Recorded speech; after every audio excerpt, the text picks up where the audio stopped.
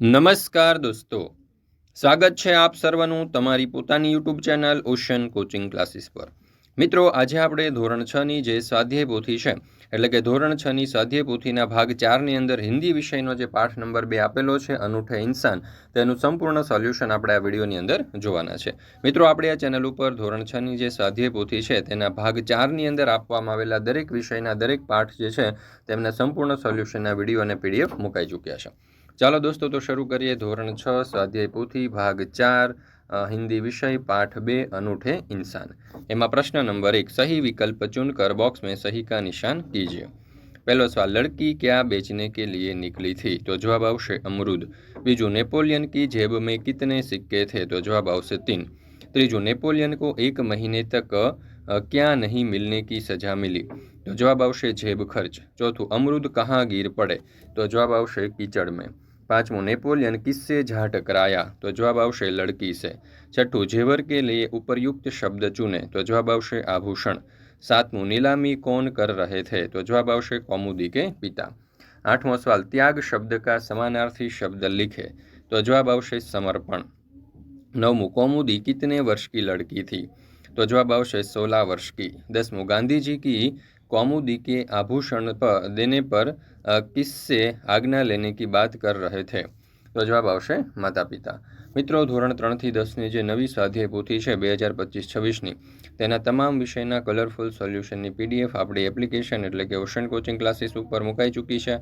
તો જરૂરથી દરેકે દરેક વાલીઓ, વિદ્યાર્થીઓ અને શિક્ષક મિત્રોએ આ સ્વાધ્યાય પોથીના સોલ્યુશનની પીડીએફ આપણી એપ્લિકેશન પરથી મેળવી લેવી। અથવા તો આપણા વોટ્સઅપ પર જો તમારે પીડીએફ જોઈતી હોય તો વોટ્સઅપ પર પીડીએફ મેળવવા માટેનો નંબર છે 70 46 22 22 54। આ નંબર ઉપર તમે કોન્ટેક્ટ કરી, સંપર્ક કરી અને આ સ્વાધ્યાય પોથીના સોલ્યુશનની પીડીએફ મેળવી શકો છો। ત્યાર પછી છે પ્રશ્ન નંબર 2, ઉદાહરણ અનુસાર સંયુક્ત વર્ણ સે બને દો શબ્દ लिखे। ક તો ક એટલે કે પક્કો, ધક્કો, શક્કો, ભક્કા અને સિક્કા। ન પ્લસ ન એટલે કે અન્ન અને મુન્ના, તો અહીંયા આવશે ગન્ના અને કેન્ના। ત્યાર પછી છે ચ એટલે કે ચ, તો અહીંયા કચ્ચા, બચ્ચા, સચ્ચા અને મુચ્ચ। ત્યાર પછી છે શ પ્લસ ર એટલે કે શ્ર, તો શ્રમ, શ્રવણ, શ્રુતિ અને શ્રીમતી। ટ પ્લસ ર એટલે કે ટ્ર, તો રાષ્ટ્ર, ટ્રેક્ટર, ટ્રેક અને ટ્રક।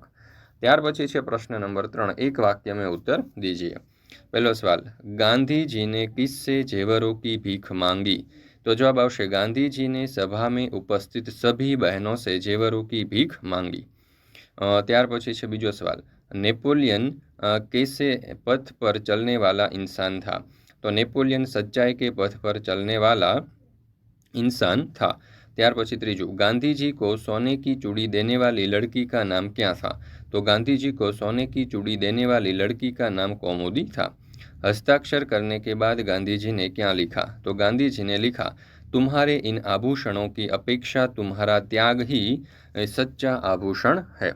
ત્યાર પછી પાંચમો, नेपोलियन की माँ ने लड़की को कितने सिक्के दिए? तो नेपोलियन की माँ ने लड़की को 2 बड़े सिक्के दिए। छठू, लड़की को घर लेके जाने पर इलाइजा ने नेपोलियन से क्या कहा? तो इलाइजा ने कहा, भैया इसे घर ले चलोगे तो माँ नाराज होगी। सातवां सवाल, हानि शब्द का समानार्थी शब्द हानि यानी कि नुकसान। गांधी जी कहाँ सभा करने गए थे? तो गांधी जी केरल के मालबार के बड़ेगरा सभा करने गए थे। प्रश्न नंबर 4, प्रश्नों के उत्तर लिखिए। एमा पहलो सवाल, कौमुदी ने गांधी जी को क्या क्या दिया? तो कौमुदी ने गांधी जी को 1 चुटकी नमक और 1 रुपया दिया। बीजू, नेपोलियन ने लड़की को सिक्के क्यों दिलवाए? जवाब, नेपोलियन ने लड़की को उसकी ईमानदारी और सच्चाई से प्रभावित होकर पुरस्कार स्वरूप सिक्के दिलवाए। त्रीजू, बापू धन क्यों इकट्ठा कर रहे थे? तो बापू अपने बच्चों के भविष्य को सुरक्षित करने के लिए धन इकट्ठा कर रहे थे। चौथू, लड़की रोते हुए क्या कहने लगी? तो लड़की रोते हुए कहने लगी कि उसे बहुत दुख हो रहा है और वह अकेली है। ત્યાર પછી છે પ્રશ્ન નંબર 5, प्रश्नों के उत्तर लिखिए। आप जेब खर्च का उपयोग कहाँ कहाँ करते हैं? तो मैं अपने जेब खर्च का उपयोग किताबें, पेन, कापी, खाने की चीज़ें और छोटी ज़रूरतों के लिए करता हूँ। आप कौमुदी की जगह होते तो क्या करते? अगर मैं कौमुदी की जगह होता तो सच्चाई का साथ देता और हिम्मत से सही रास्ते पर चलता। ત્યાર પછી ત્રીજો સવાલ, आप सत्य के रास्ते पर चलना पसंद करोगे? सत्य के रास्ते पर चलते वक्त तकलीफ या कष्ट हुआ क्या करोगे? हाँ, मैं सत्य के रास्ते पर चलना पसंद करूँगा। यदि कष्ट होगा तो भी धैर्य रखकर सत्य का साथ नहीं छोड़ूंगा। गांधी जी के बारे में 5 वाक्य लिखिए। महात्मा गांधी जी भारत के महान नेता थे। उनका जन्म 2 अक्टूबर 1869 को हुआ था।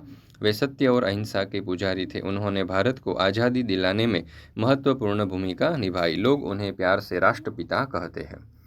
ત્યાર પછી છે प्रश्न नंबर 6। क्या आपने अपने शिक्षक, घर के बड़ों के सामने गलती स्वीकार की है? उस घटना को अपने शब्दों में लिखिए। हाँ, मैंने अपने शिक्षक के सामने अपनी गलती स्वीकार की है। एक बार मैंने होमवर्क पूरा नहीं किया था और झूठ बोल दिया था। बाद में मुझे अपनी गलती का एहसास हुआ। मैंने शिक्षक से सच बता दिया और माफ़ी मांगी।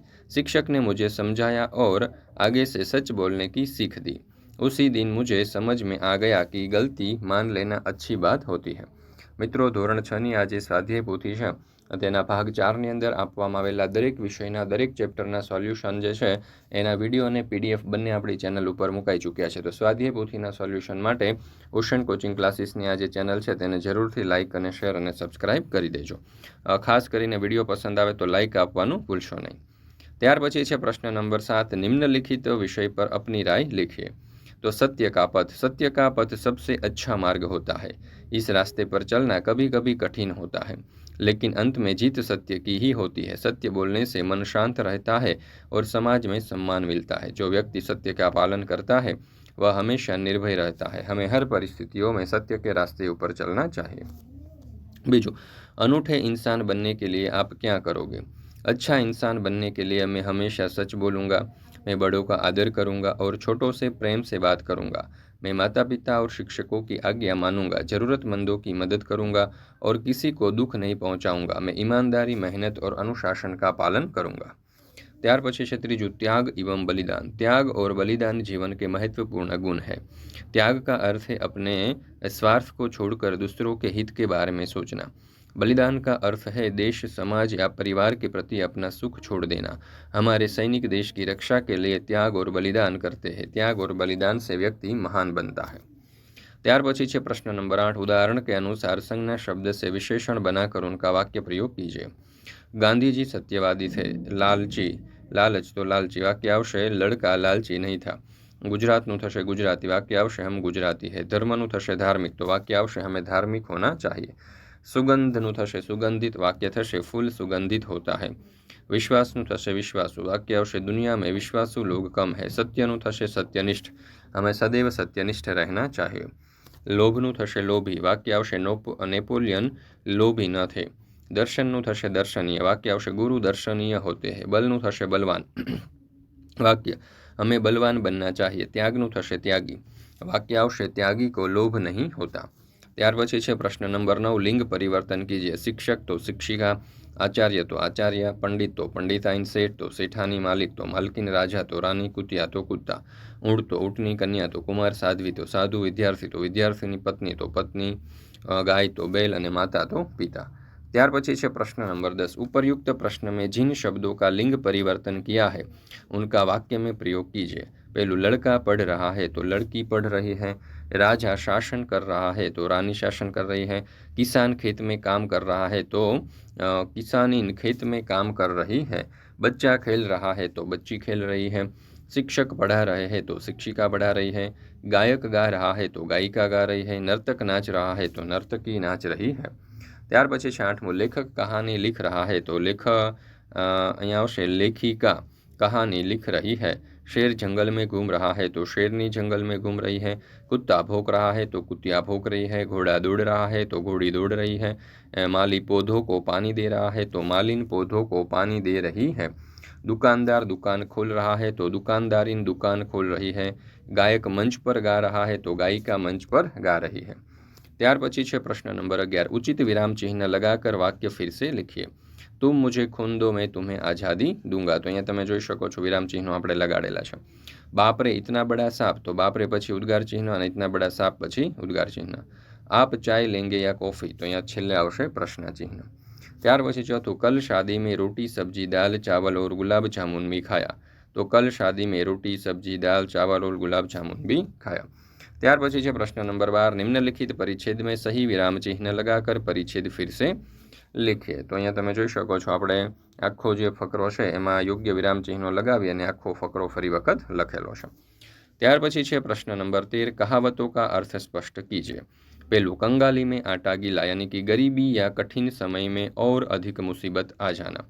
अब पछताए हो तो क्या, जब चिड़िया चुग गई खेत, तो जब समय निकल जाता है तब पछताने से कोई लाभ नहीं होता। उल्टा चोर कोतवाल को डांटे, जो स्वयं दोषी होता है वही निर्दोष पर आरोप लगाता है। धोबी का कुत्ता घर का न घाट का, जो व्यक्ति किसी एक का नहीं रहता उसकी स्थिति ऐसी ही हो जाती है। नाम बड़े और दर्शन छोटे, जिसका नाम बहुत बड़ा हो पर काम या गुण छोटे हो। नाच न जाने आंगन टेढ़ा, तो अपनी कमी छिपाने के लिए दूसरों या परिस्थितियों को दोष देना।